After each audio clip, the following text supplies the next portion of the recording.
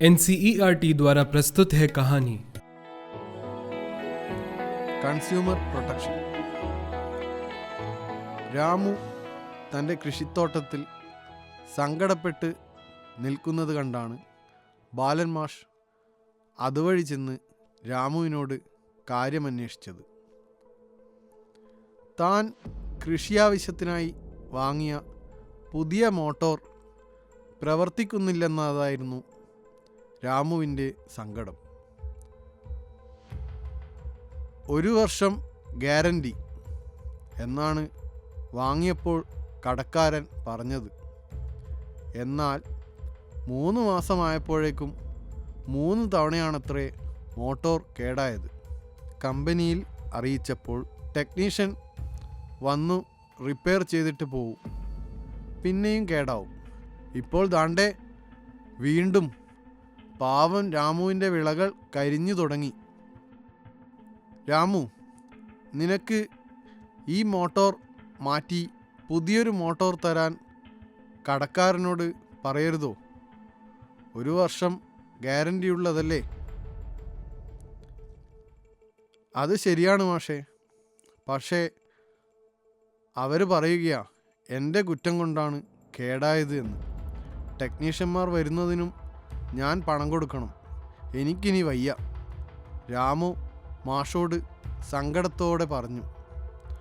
അയ്യോ രാമു, ഗ്യാരണ്ടി ഉള്ളതല്ലേ, നീ എന്തിനാ റിപ്പയറിന് പണം കൊടുത്തത്? അവരത് മാറ്റി തരേണ്ടതാ. നീ ഇനി ഇത് അവരോട് പറയണ്ട. വാങ്ങിയതിൻ്റെയും റിപ്പയർ ചെയ്തതിൻ്റെയും രേഖയുമായി ഉപഭോക്തൃ കോടതിയിൽ പരാതിപ്പെടണം. അയ്യോ മാഷേ, ഞാനില്ല. കോടതി കയറിയാൽ ഉള്ള സമാധാനം കൂടി പോവും. സമയനഷ്ടം, ധനനഷ്ടം, മാനഹാനി. ഞാനില്ലേ ഇല്ല, രാമു മാഷിനോട് തറപ്പിച്ചു പറഞ്ഞു. രാമു, നിത്യജീവിതത്തിൽ എല്ലാവർക്കും ആശ്രയിക്കേണ്ടി വരുന്ന ഒന്നാണ് ഉപഭോക്തൃ തർക്കപരിഹാര കമ്മീഷനുകൾ. ഉപഭോക്തൃ കേസുകൾ അഭിഭാഷകൻ്റെ സഹായമില്ലാതെ ഉപഭോക്താവിന് നേരിട്ട് നടത്താവുന്നതാണ്. ഇതെന്നാണ് ഏറ്റവും വലിയ പ്രത്യേകത. ഉപഭോക്താക്കളുടെ അവകാശങ്ങൾ സംരക്ഷിക്കുന്നതിനായി 1986 പാർലമെൻറ്റിൽ അവതരിപ്പിച്ച് പാസാക്കിയ നിയമമാണ് ഉപഭോക്തൃ സംരക്ഷണ നിയമം. ചൂഷണത്തിന് വിധേയരായിക്കൊണ്ടിരിക്കുന്ന ഉപഭോക്താവിൻ്റെ അവകാശങ്ങൾ സംരക്ഷിക്കുക എന്നതാണ് നിയമത്തിൻ്റെ ലക്ഷ്യം. പണം നൽകി ഉപഭോക്താവ് സ്വന്തമാക്കുന്ന സാധനത്തിനോ സേവനത്തിനോ എന്ത് പോരായ്മയുണ്ടായാലും ഈ നിയമത്തിലൂടെ ഉപഭോക്താവിന് സംരക്ഷണം കിട്ടും. മറ്റു കോടതി നടപടികൾ പോലെ സങ്കീർണമല്ലാത്തതിനാൽ വളരെ ലളിതമായ രീതിയിൽ തന്നെ നമ്മുടെ പ്രശ്നങ്ങൾക്ക് പരിഹാരമുണ്ടാക്കാൻ ഉപഭോക്തൃ തർക്കപരിഹാര വേദികൾക്ക് കഴിയും. 20 ലക്ഷത്തിൻ്റെ മൂല്യത്തിൽ കവിയാത്ത പരാതികൾ ജില്ലാ ഉപഭോക്തൃ തർക്കപരിഹാര ഫോറത്തിൽ സമർപ്പിക്കാവുന്നതാണ്. 20 ലക്ഷത്തിന് മുകളിൽ 1 കോടി വരെയുള്ളവ സംസ്ഥാന കമ്മീഷനിലും 1 കോടിയിൽ അധികമാണെങ്കിൽ ദേശീയ കമ്മീഷനിലും ആണ് പരാതി കൊടുക്കേണ്ടത്. ജില്ലാ ഫോറത്തിൽ പരാതികൾ സമർപ്പിക്കുന്നത് ഉപഭോക്തൃ നിയമത്തിൻ്റെ 12-ാം വകുപ്പ് പ്രകാരമാണ്.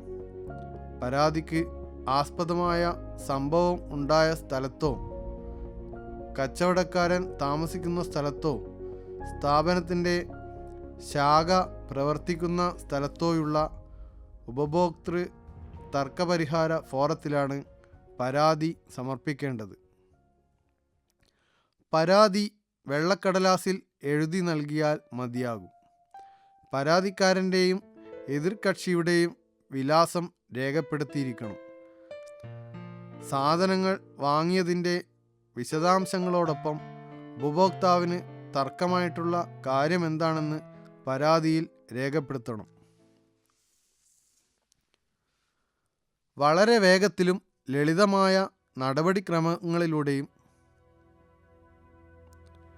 വളരെ വേഗത്തിലും ലളിതമായ നടപടിക്രമങ്ങളിലൂടെയും കുറഞ്ഞ ചെലവിലും ഉപഭോക്താക്കളെ തർക്കങ്ങൾ പരിഹരിക്കാൻ സഹായിക്കുന്നതാണ് ഈ നിയമം.